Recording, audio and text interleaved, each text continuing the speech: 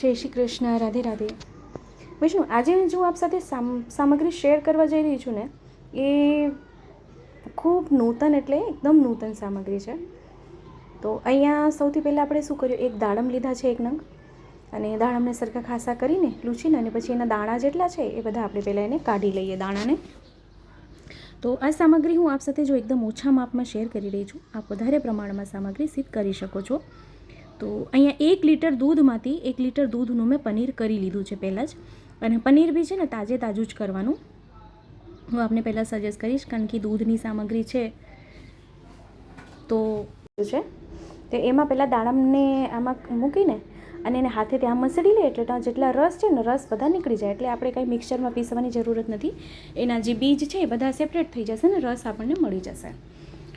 તો આ જો બધા બીજ આમાં નીકળી ગયા છે અને રસ બધો આપણે નોખો પડી ગયો છે, અલગ થઈ ગયો છે આપણે જેવું જોતું હતું. તો આ પનીર જે પહેલાં લીધું ને, મેં કીધું ને 1 લીટરનું પનીર અહીંયા મેં કર્યું છે. તો પનીરનો વિડીયો આપને જો જોવું હોય તો મને કમેન્ટ કરશો ચોક્કસથી. મોસ્ટલી તો લગભગ બધાને પનીર બનાવતા આવડતું જ હોય છે. તો પનીરને આપણે અહીંયા ઘી પધરાવીને કમસે કમ 2 થી 3 ચમચી ઘી, 1 લીટર જો પનીર 1 લીટર દૂધનું પનીર કર્યું હોય તેમાં 2 થી 3 ચમચી ઘી પધરાવીને પહેલાં પનીરને સરખું શેકવાનું છે આપણે. હવે પનીરને શેકવાનું કારણ શું છે કે એમાં દાણા જે છે ને સુંદર દાણા પડશે અને એમાંથી કચાશનો ભાગ નીકળશે, એ મેઇન છે. અને એનું જે ટેસ્ટ અને ટેક્સચર છે ને એ સુંદર આવશે. તો હવે આ ટેક્સચર એનું આવી ગયું. હવે દાડમનો જે રસ છે ને એ દાડમનો રસ આમાં પધરાવી દઈએ. તો 1 લીટર દૂધમાં મેં 1 દાડમ લીધું છે. આપ અહીં વધારે 2 નંગ બી દાડમના રસ લઈ શકો છો અહીંયા, પણ મેં 1 જ લીધું છે અહીંયા.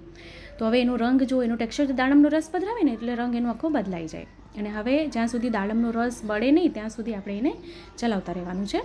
દાડમનો રસ બળી જાય એને આમ સતત ચલાવતા રહીએ. જે રસ એનો બળી જાય. હા, જો એક હજુ કહું કે ગેસની આંચ છે ને ધીમી રાખવાની છે. તો વિષ્ણુ આપને કહું તો આજે આપણે છે ને દાડમનો કલાકંદ બનાવી રહ્યા છે, દાડમનો કલાકંદ સિદ્ધ કરી રહ્યા છે. તો શું આપમાંથી કોણે આ સામગ્રી હજી સુધી સિદ્ધ કરી છે, કે કોને ખબર છે, કે કોને નથી ખબર, એ ચોક્કસથી મને કમેન્ટ કરશો.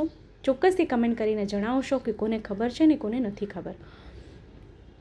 એક વિષ્ણુની કમેન્ટ આવેલી છે મને ઘણા ટાઈમથી કે પનીરના પેડા કેવી રીતે થાય. તો ભલા ખૂબ સુંદર થાય, પણ એક હું હજી કહીશ કે એની બી એક પ્રોસેસ છે. તો એ વિડીયો બી આપ સાથે હું ચોક્કસથી શેર કરીશ.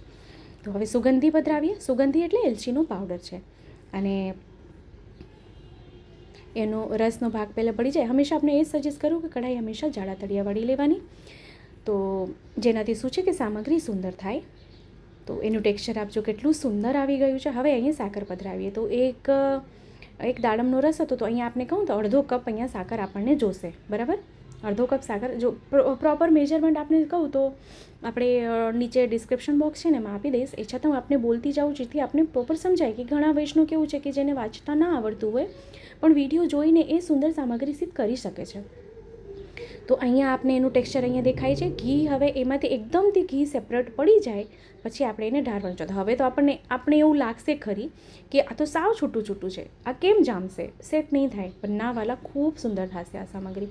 તો જો અહીંયા મેં ખાલી 1 જ ચમચી પિસ્તાનો ભૂકો પધરાવ્યો, પણ આપે જો સ્કીપ કરવું હોય તો કરી શકો છો, પણ સુંદર લાગશે. આ પિસ્તાની જગ્યા કાજુ અથવા તો બદામનો ભૂકો બી પધરાવી શકો છો. સેજ દરદરો સુંદર લાગશે. ગેસની આંચ હવે અહીંયા બંધ કરી દેવાની છે. બસ એનું આ ટેક્સચર આપણને જોશે. અહીંયા આપણે ગેસની આંચ બંધ કરીને એને એમાં ચલાવશું. સામગ્રી થોડીક એવી ઠંડી થાય પછી આપણે એને ઢારી દઈશું કોઈ બી પાત્રમાં. તો ગેસથી નીચે ઉતાર્યા પછી હવે એક ચોકી લીધી છે. ચોકીમાં મેં નીચે ઘી લગાડ્યું છે. આપ સાદી પ્લેટ બી લઈ શકો છો, એમાં બી નીચે ઘી લગાડીને આપ નીચે એને ઢારી શકો છો. એનું ટેક્સચર આપજો કેટલું સુંદર છે ને. તો આજે આપણે દાડમનો કલાકંદ સિદ્ધ કર્યો છે. શ્રી પ્રભુને રૂચે તેમ, પ્રભુને સોહાય તેમ. તો આપને આ સામગ્રી કેવી લાગી છે મને કમેન્ટ ચોક્કસથી કરશો. અને હા, આપણા ગ્રુપમાં શેર ચોક્કસથી કરશો જેથી વધુથી વધુ લોકો સુધી વિડીયો પહોંચે અને એને પણ વિડીયો ઉપયોગી થાય. દાડમની બરફી તો આપણે ઘણીવાર કરી છે, પણ દાડમનો કલાકંદ આપણે સિદ્ધ કર્યો છે આજે. તો બસ હવે એને સરખું સેટ કરી દઈએ અને વાર નથી લાગતી સેટ થતાં. બસ આવું સેટ કરીને પછી આપણે ઉપરથી એની સજાવટ કરી દઈશું. આપ કાજુ બદામ પિસ્તા કોઈ બી કતરણથી, કોઈ બી કાચરી ચાપાની સજાવટ કરી શકો છો. સુંદર લાગશે શ્રી પ્રભુને.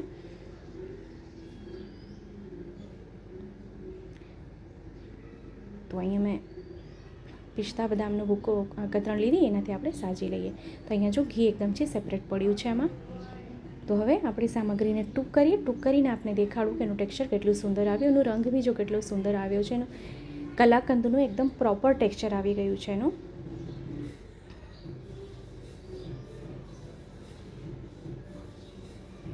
હવે એને ટૂંક કરી લઈએ. આપ નાના મોટા આકારના ટૂંક કરી શકો છો, હું એ મીડિયમ આકારના કરી રહી છું. આપને જો માં કાંઈ ના સમજાણું હોય તો ફરીથી કમેન્ટ કરશો, હું ચોક્કસ રિપ્લાય કરીશ. હવે એ સામગ્રીને પાત્રમાં સાજી લઈએ. તો આપ અહીંયા જોઈ શકો કેટલી સુંદર છે આ સામગ્રી. તો આપ બી ચોક્કસથી સિદ્ધ કરજો, શ્રી પ્રભુને ધરાવજો અને કમેન્ટ ચોક્કસથી કરશો, કારણ કે આપ સૌનું કમેન્ટ ખૂબ સારું મને પ્રોત્સાહન આપે છે કે આપણે શ્રી પ્રભુ માટે કંઈક નૂતન કરીએ અને પ્રભુને આપણે લાડ લડાવી શકીએ.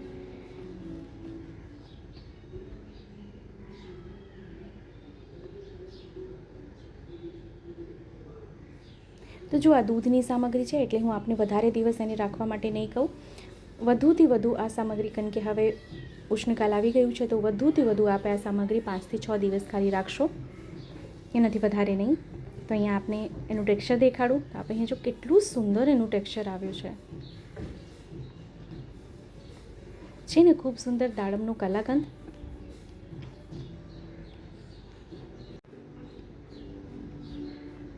તો ખૂબ નૂતન રીતે આજે આપણે ખૂબ નૂતન સામગ્રી સિદ્ધ કરી. તો આપણે ફરીથી મળશું આવી રીતે જ નવા વિડીયો, નવી સામગ્રી, નવા શૃંગારની સાથે. ત્યાં સુધી આપ સૌને મારા જય શ્રી કૃષ્ણ.